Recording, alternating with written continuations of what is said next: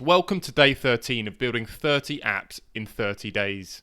Today is Saturday and we're going to reimagine how we can use AI for writing. And we haven't got much time. We need to ship this before midnight or else we face a forfeit. If you are new around here, then yes, we are indeed shipping 30 apps in 30 days. Go back and have a look at our other videos and do subscribe if you're new. It has been an absolute roller coaster so far. We're nearly at the halfway mark. We've still got a long way to go. But anyway, let's jump into today's build. It's fair to say that I use AI quite a lot. This is just my chat, not to mention thousands of dollars in Claude Code tokens and a bunch of other AI apps. I like to use Claude for writing. I like it for helping me script stuff. I like it for drafting tweets or blog posts. I like it for YouTube titles, packaging.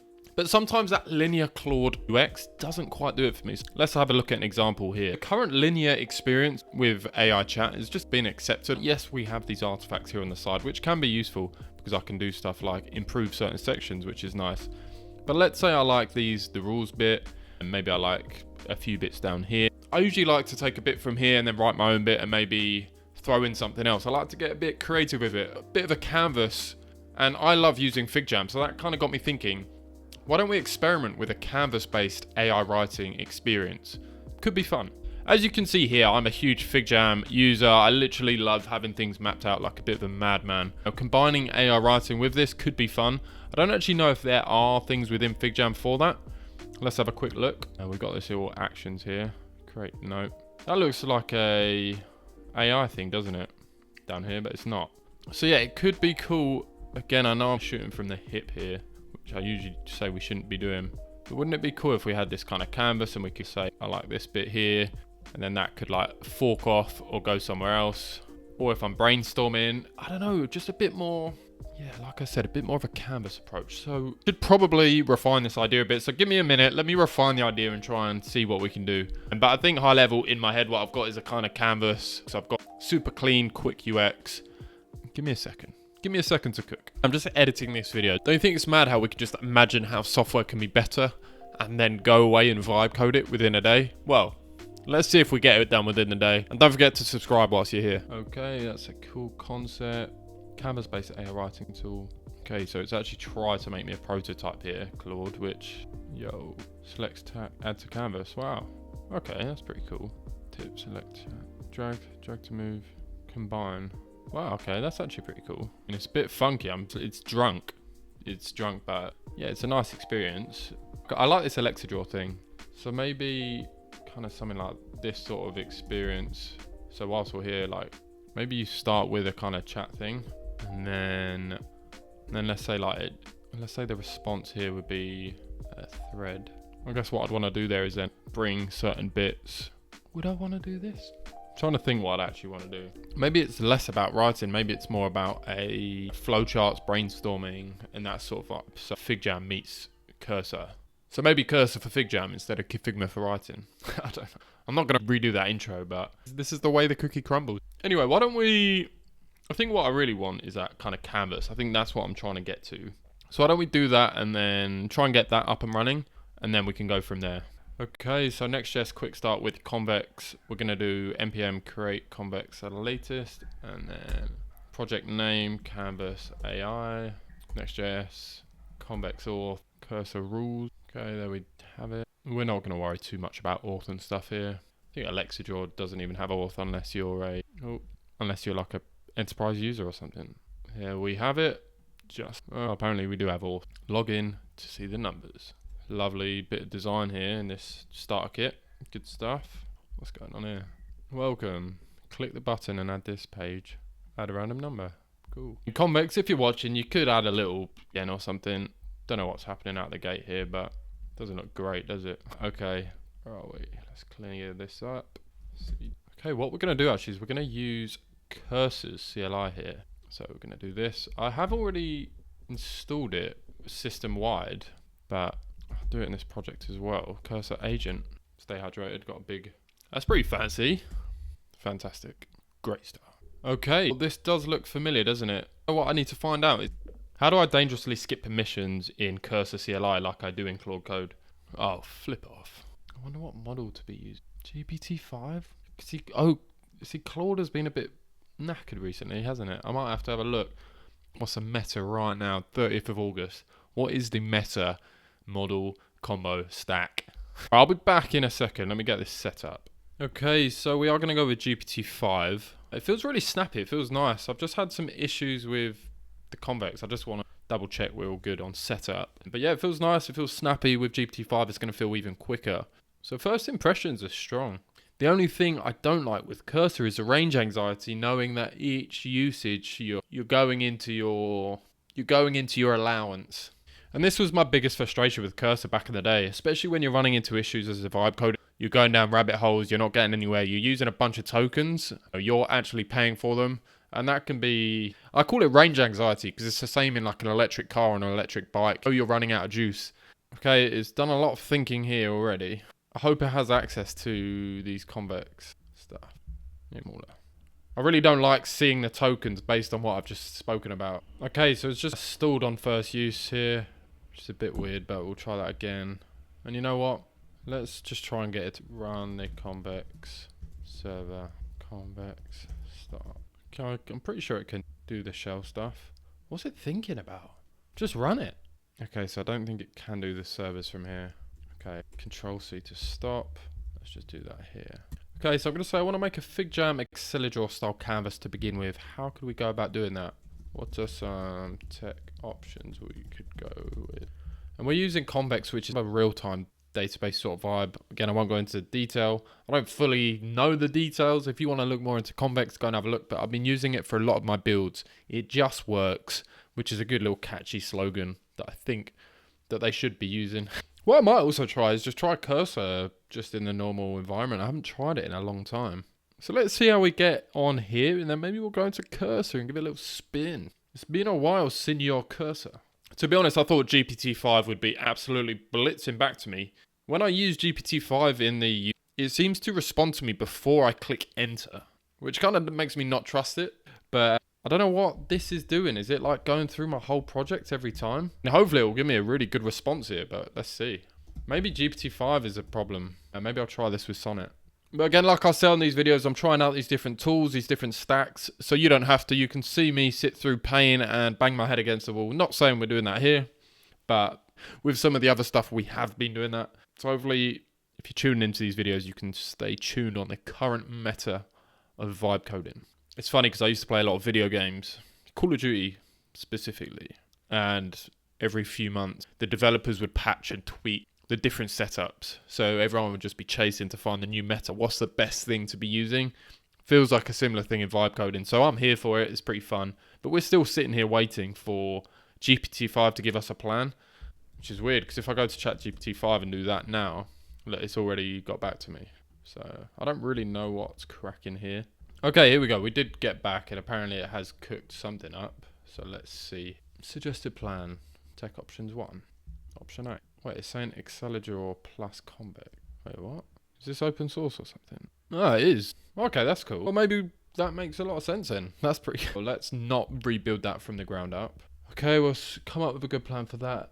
So, should we just go for it? Let's just go for it. Because hopefully this should... What did I say out the gate? Actually, let me just say, sorry, I don't need real time now, but I would like to plug. So I'm saying let's just begin with getting it set up. I just want to mention that we want to do the AI stuff. And by the way, we haven't actually done too much with open source software. We have, I mean, technically, I know things like Convex, and I'm sure we're using a bunch of open source stuff under the hood. Taking something that exists and just spinning our own version. I think that's actually a really cool way to start building because you can just go and you can vibe code changes. And actually, like, now I think about it, we should do that for some other stuff. A friend of the show, Amit here, is building an open source directory, oss.now. It's not out yet, but you can see things, you can see a few examples here.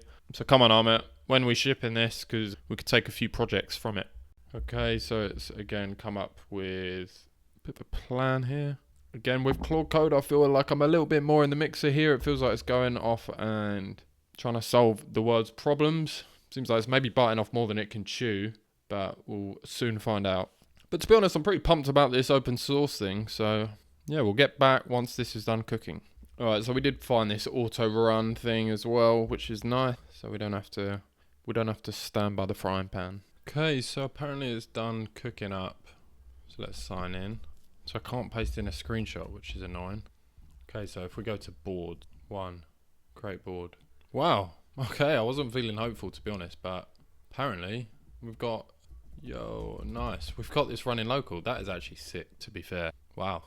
I think I wasn't feeling hopeful as we entered that screen. How sick is that? Double click. And we've even got all the keyboard shortcuts. Sick. Cool. Well, now, wow, okay, fair play, GPT-5. Sweet. It works, boss.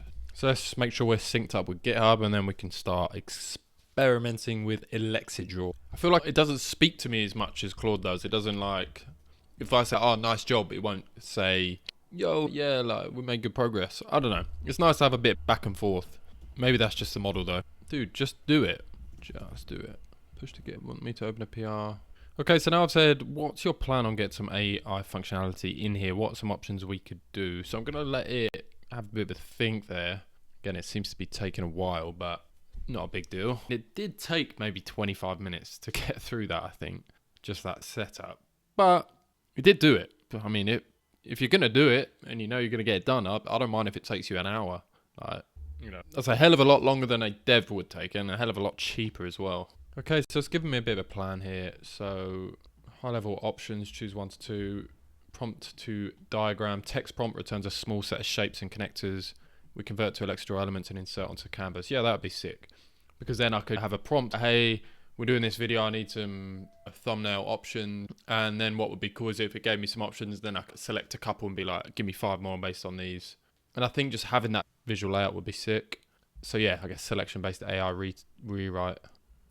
Yeah, so I think, yeah, sure, FigJam does have some stuff like this. Now, hopefully this is a good example of having a personal problem, having something that you want, and people have spoken about for a long time, having a different chat UX, being able to fork chats, having something that's not linear, and you can come and take this open source software and run it up. Okay, nice one. Sounds good. Let's do these for now. And then I'll drop in my open AI key as well. Okay guys, we have transported into the future here. I can't lie, the energy this afternoon hasn't been quite right. We've not pushed super hard, but we are out in production at canvasjam.vercel.app. We didn't start with a super strong direction here, and what we've got here is we do have an app out in production. There is some cool things to show you, but it's not, hey, here's a super specific problem that's been solved. It's more, hey, this is a cool demo. And you know what? The fact that we've got Alexa Draw in here on our own app, like, that is actually pretty sick. But yeah, basically and I can actually show you here. Okay, so basically Cursor CLI started off being super slow for us, so we did switch to Claude Code.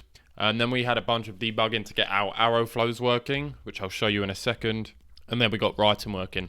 So anyway, let me give you a demo, but like I said, you can come to canvasjam.vercel.app, check it out. So let's start off by creating a diagram. So creating a bit of a flowchart. So you can say create a flowchart for a thumbnail maker app AI for a thumbnail. There we go. So that's going to generate, the arrows might be a bit skew with here, but that's going to generate that. So start, user upload image, process image. And yeah, like I said, I think when it comes to the yes or no decisions, it's a bit buggy there. But again, I spent a fair bit of time trying to debug that, but that's fine for now. I think what is more interesting in what we originally started is the text thing. So but again, not the best demo, but here if I say, write me a thread about launching a better way to draft writing with AI in the voice of Shampoo. So that is then going to generate some text, I hope. Okay, so here it is. It generated this thread. For some reason, it was on the left side of the canvas. Again, there's a few bugs here. But what we can do here is we can basically make a duplicate and then we can rewrite it and so make it sound like a pirate. And that way we're going to have this original text and we can just, again, like I said, get a bit creative with the canvas here. But what is more interesting is, let's say I liked this game-changing tool. Let's say I really like this top bit here. So what I can do is click this duplicate button and it's going to just take out that section there. And let's say I liked options 2 and 3 here. So I can duplicate that. So I can bring that over to my own space here. I can select both of them, shift, and then I can do combine and rewrite. Combine these in the voice of Big John. And then what that's going to do is create another element from that. So you can see here, where is it? Okay, again, for some reason it's over here. But you can see here, now it has combined those elements into one paragraph. I know that was a bit of an abrupt end to the demo. I don't think I was super pumped about the end result, even though it was cool to get Excalidraw open source product into our own app and then out on production with a few more AI tools built onto it. Shout out to Excalidraw. It was really cool to use that, and do suggest that you guys explore open source software to use in your own projects and to reimagine how things can be done. And like I showed you there, you can just reimagine how you want the tools you use day in, day out, and go away and build them. You could just do stuff. Until next time, all the best.